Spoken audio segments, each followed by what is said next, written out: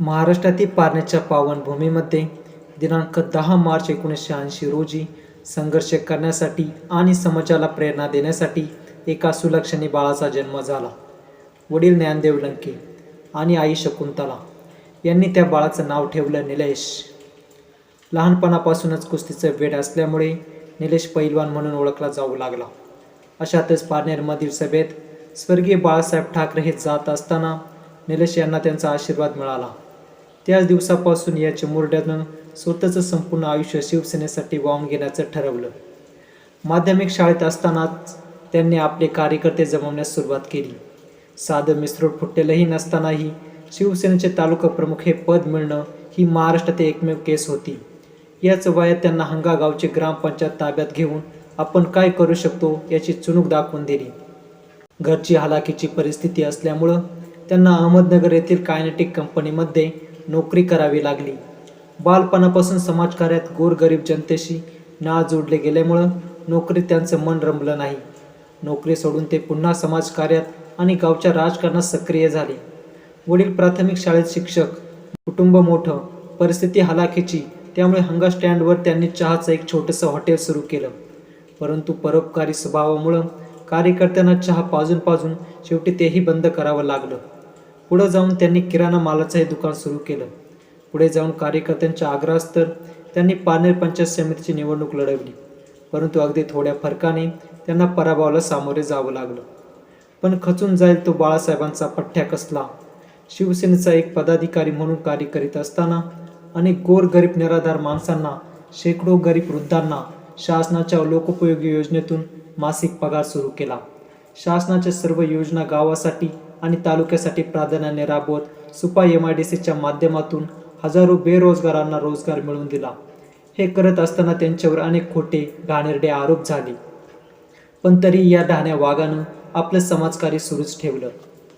सन 2012च्या पंचायत समितीच्या निवडणुकीत सुपा गणातून आणि 2017मध्ये सुपा गटातून त्यांच्या पत्नी सौभाग्यवती राणीताई निलेश लंके या प्रचंड मताधिक्याने जिल्हा परिषद निवडणुकीत निवडून आल्या.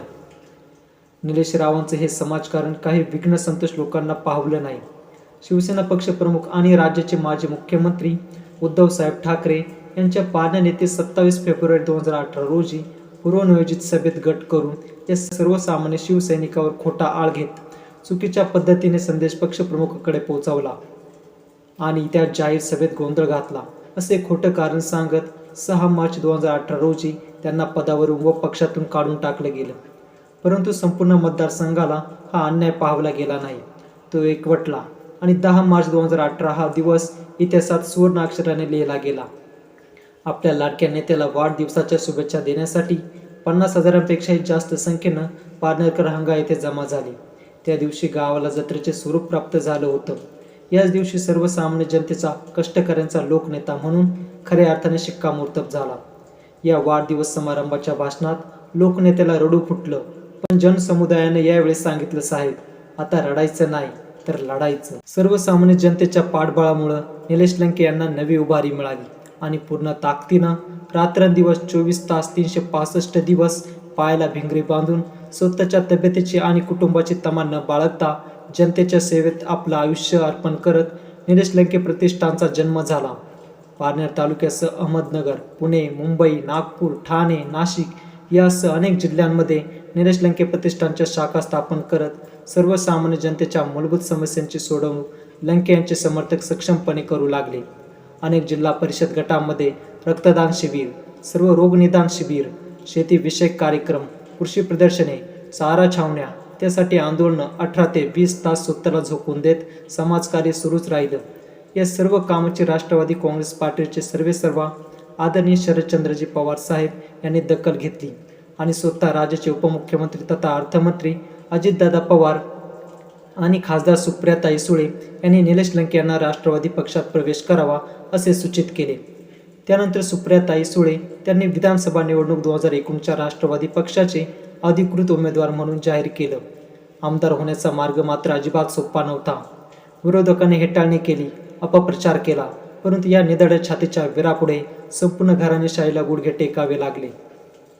सर्वसामान्य जनतेच्या आशीर्वादाने 24 ऑक्टोबर 2019 रोजी 61,000 मताधिक्याने लोकनेता आमदार झाला. त्यानंतर त्याने विकास कामांचा तडाखा लावला. हे सर्व करत असताना कोरोनासारख्या महाभयंकर रोगानं संपूर्ण जगभरात थैमान घातलं होतं. कोरोना काळात घरातील नातेवाईक सुद्धा एकमेकांना साथ देत नव्हती, जवळ जात नव्हती. अशा वेळेस निलेश लंकेने सर्वसामान्य जनतेला सहारा दिला आणि शरदचंद्रजी पवार आरोग्य मंदिर या नावाने मोठे कोविड सेंटर भाळवणी या ठिकाणी सुरू केलं. हे कोविड सेंटर सर्व जिल्ह्यातील लोकांना आपलंसं वाटू लागलं. या काळात निलेश लंकेने केलेलं कार्य संपूर्ण जग पाहत होतं. त्यांच्या या महान कार्यामुळं संपूर्ण जग त्यांना लोकनेता या नावानं ओळखू लागलं. निलेश लंकेच्या या अतुलनीय कामामुळे त्यांची वर्ल्ड बुक ऑफ रेकॉर्डमध्ये नोंद झाली, पुरस्कार मिळाला. त्यानंतर त्यांनी शेवगाव पातळीकडे जाणाऱ्या महामार्गासाठी आंदोलने केली, उपोषणे केली, तालुक्याच्या विकासासाठी भरघोस निधी आणला आणि भरपूर विकास कामे सुरूही केली. संपूर्ण जिल्ह्यातील लोकांच्या आग्रहास्तर त्यांनी लोकसभा निवडणूक लढवण्याचं ठरवलं. त्यासाठी त्यांनी आपल्या आमदारकी या पदाचा कार्यकाळ पूर्ण होण्याच्या अगोदरच राजीनामा देखील दिला. आदरणीय राष्ट्रवादी शरदचंद्र पवार गटाचे सर्वेसर्वा शरदचंद्रजी पवार साहेब यांनी लोकसभा निवडणूक 2024च्या राष्ट्रवादी पक्षाचे अधिकृत उमेदवार म्हणून निलेश लंके यांच्या नावाची घोषणा केली. खासदार होणं सोपं नव्हतं. विरोधक बलाढ्य होता. 50 वर्षांची सत्ता विरोधांकडे होती. विरोधकांनी हेटाळणी केली, अपप्रचार केला, परंतु या निधड्या छातीच्या वीरापुढे संपूर्ण घराणेशाहीला गुडघे टेकावे लागले. सर्वसामान्य जनतेच्या आशीर्वादाने 4 जून 2024 रोजी 28,929 मताधिक्यानं लोकनेता खासदार झाला. दीन दुबळ्या वंचितांचा, आई माईच्या स्वप्नांचा जागर झाला. नगरकरांच्या संघर्षाचा विजय झाला. जणू काही मतदारसंघातला प्रत्येकजण खासदार झाला. अशा या निधड्या छातीच्या वीराला लोकनेते खासदार निलेश लंके यांना समस्त अहिल्यानगरकरांच्या वतीनं मानाचा मुजरा, मानाचा मुजरा, मानाचा मुजरा. तर प्रेक्षकांनो, तुम्हाला निलेश लंके यांचा हा जीवनपट कसा वाटला ते आम्हाला कमेंटमध्ये नक्कीच सांगा आणि हा जीवनपट जास्तीत जास्त लोकांना शेअर करा. जीवनपट आवडल्यास लाईक देखील करा आणि सोबतच आमचं विश्व विचार हे यूट्यूब चॅनेल अवश्य सबस्क्राईब करा. जय महाराष्ट्र.